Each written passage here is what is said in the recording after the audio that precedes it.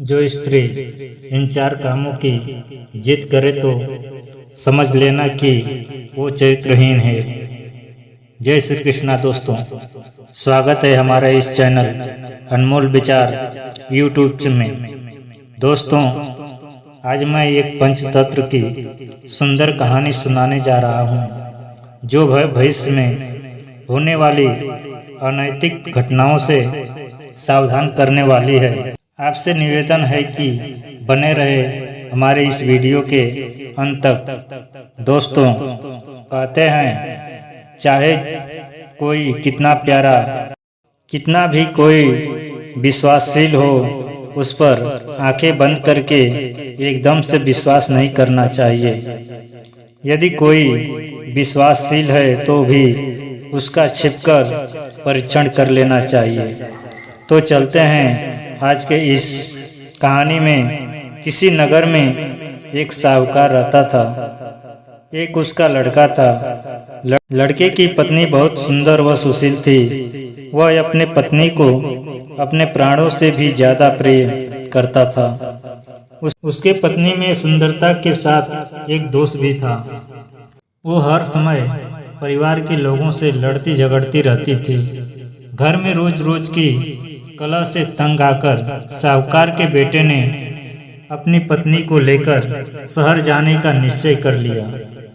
पत्नी भी यही चाहती थी, यहाँ ना रहकर परदेश में रहा जाए, क्योंकि कहते हैं आजाद स्त्रियों की निडरता एकांत में बुरी आदत के लिए सफल हो जाती है, और चरित्रहीन स्त्रियां परिवार से, पति से सदैव हमारे दूर भागती रहती हैं।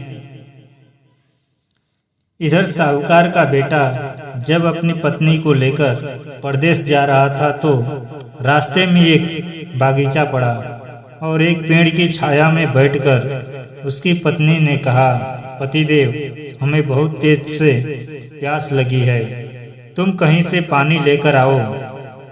पत्नी के कहने पर साहूकार का बेटा पानी लेने चला गया, और इतने में उस पेड़ के जड़ से एक काला नाग निकला और उस स्त्री को डसकर वापस उस जड़ में चला गया। और जब उसका पति पानी लेकर लौटा तो उसने देखा कि उसके प्राण प्रिय पत्नी की मौत हो चुकी है। पत्नी को मृत पाकर वो शोक से व्याकुल हो गया, और उसने भी निश्चय किया कि जब उसकी पत्नी इस दुनिया में नहीं रही तो उसने भी घर लौटकर वापस नहीं जाएगा। वह दहाड़े मार मार कर उस बागीचे में रो रहा था। तभी एक आकाशवाणी हुई कि हे साहूकार के बेटे, यदि तुम अपने आयु में से आधे आयु अपने पत्नी को दे दे तो तेरी पत्नी जीवित हो जाएगी। आकाशवाणी की आवाज सुनते ही वह युवक आकाश की ओर हाथ उठाकर अपनी आयु से आधी आयु अपने पत्नी को दे देने को कहा, और इस प्रकार उसके कहते ही उसकी पत्नी जीवित हो उठी। लेकिन साहूकार का बेटा पत्नी को जीवित देखकर बहुत खुश हुआ, परंतु यह दास्तान वह अपने पत्नी को नहीं बताया कि वो मर चुकी थी, और उसने अपनी आधी आयु देकर उसे जीवित किया है। दोस्तों, उसके बाद दोनों पति पत्नी ने भोजन किया और आगे के लिए निकल पड़े। चलते चलते वे एक दूसरे शहर में पहुंचे। शहर से बाहर ही एक बागीचा था। पति बोला, प्राण प्रिय, आज का दिन हम इस बागीचे में ही बिताएंगे।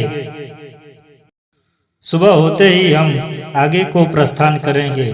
तुम थोड़ी देर के लिए इस बागीचे में रुको, मैं बाजार जाकर कुछ खाने का सामान लेकर आता हूँ। और पत्नी ने कहा, ठीक है, और वो पत्नी को बागीचे में रोककर बाजार में सामान लाने चला गया।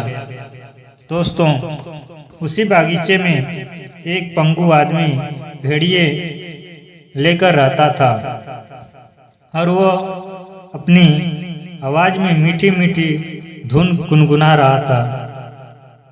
उस पंगु आदमी की गीत सुनकर वह स्त्री उस पर आकर्षित हो गई और उसके पास जाकर कहने लगी, हे भद्र पुरुष, तेरी ये मीठी मीठी गीत और तेरी मीठी मीठी आवाज ने मेरी मन को मोह लिया है। मैं तुम्हें चाहने लगी हूँ और तुम्हें पाना चाहती हूँ। क्या तुम मेरे साथ चलने को तैयार हो? पंगु व्यक्ति बोला, हे नारी, मैं भला एक कुरूप और अपंग पुरुष हूँ। मेरा साथ पाकर तुम भला क्या करोगे? तुम्हारा पति तो अच्छा खासा है, रूपवान है और वो तुम्हें चाहता भी होगा, तो फिर उसे क्यों ठुकराना चाहती हो? वह स्त्री कहने लगी, होगा जैसा भी होगा, पर मैं तो अपना दिल तुम्हें दे बैठी हूँ। यदि तुम मेरी बात नहीं मानोगे तो तुम्हें एक स्त्री हत्या का पाप लगेगा।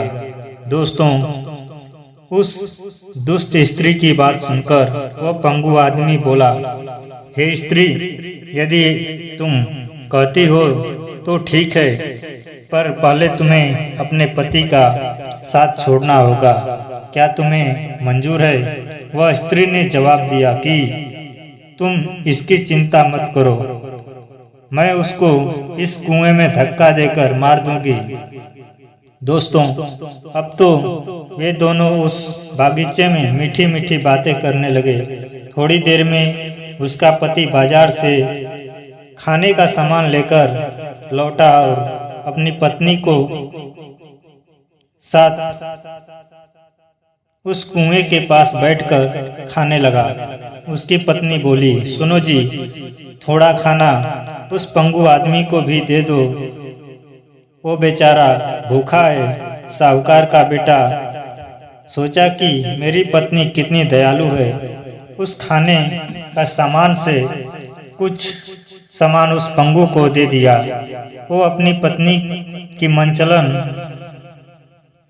चरित्र को समझ नहीं सका। भोजन करने के बाद वो जैसे ही उठकर खड़ा हुआ, उसी समय उस स्त्री ने अपने पति को धक्का देकर उस कुएं में गिरा दिया और उस अपंग आदमी को पेटी में रखकर उस नगर की ओर चली गई। उसी समय उस शहर के राजा के सिपाहियों ने देखा कि एक सुंदर युवती एक भारी पेटी सर पर रखकर चली जा रही है। जरूर इसमें कुछ चोरी का सामान होगा। यही सोचकर राजा के सैनिक उस स्त्री से पेटी छीनकर राजा के पास ले गए। उन्होंने जब उसे खोलकर देखा तो उसमें एक हट्टा कट्टा अपंग पैरहीन व्यक्ति निकला। दोस्तों, इधर पीछे से दौड़ती बिलखती वह स्त्री वहां आ पहुंची। राजा ने उससे पूछा, ये व्यक्ति कौन है और इस पेटी में इसे रखकर उसे कहाँ ले जा रही थी? उसने बताया कि ये मेरा बीमार पति है। इसके घर वाले परेशान करते हैं, इसलिए मैं इन्हें सिर पर रखकर आपके पास ही आ रही थी कि शायद राजा से कुछ मदद मिल जाए। दोस्तों, उस मनचलन स्त्री की बनावटी रोना देखकर राजा बोला, तुम मेरी बहन की तरह हो और जाओ, मैं तुम्हें 2 गांव देता हूँ और तुम अपने पति के साथ आनंद पूर्वक से रहो। इस प्रकार वह दुष्ट स्त्री राजा के द्वारा दिए गए 2 गांव के मुखिया बन गई और वह उस पंगु के साथ रहने लगी। इधर भाग्यवश किसी ने उसके पति को कुएं से निकाला और कुछ समय बाद वह घूमते घूमते उसी शहर में पहुंच गया जहां उसकी पत्नी अपने प्रेमी के साथ आनंद से रहती थी। जब उस स्त्री ने देखा उसका पति कुएं से किसी तरह से बचकर आ गया है, तो वो एकदम से भागती भागती राजा के पास पहुंची और बोली, महाराज, मेरे पति का दुश्मन आ गया है, उसे फांसी लगवा दो, वरना वो मुझे और मेरे पति को मार डालेगा। दोस्तों, ऐसी कुलच्छड़ स्त्रियां बात बनाने में बड़ी माहिर होती हैं।